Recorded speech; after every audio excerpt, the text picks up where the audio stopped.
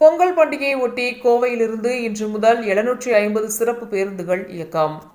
தமிழ்நாடு அரசு போக்குவரத்து கழகம் கோவை கோட்டத்தின் சார்பாக பொங்கல் பண்டிகை கூட்ட நெரிசலை தவிர்க்கும் விதமாக இன்று முதல் 14ஆம் தேதி வரை பேருந்து நிலையங்கள் மாற்றம் செய்யப்பட்டு 750 சிறப்பு பேருந்துகள் இயக்குவதற்கு ஏற்பாடுகள் செய்யப்பட்டுள்ளது.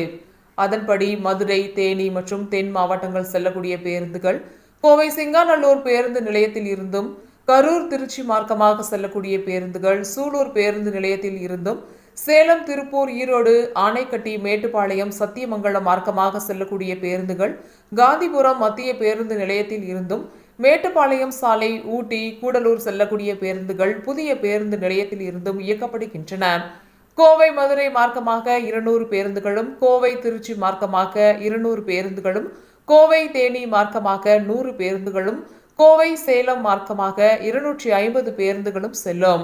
மேலும் அனைத்து பேருந்து நிலையங்களும் காந்திபுர நகர பேருந்து நிலையம் மற்றும் உக்கடம் பேருந்து நிலையத்திலிருந்து இணைப்பு பேருந்துகள் இணைக்கப்படுகின்றன.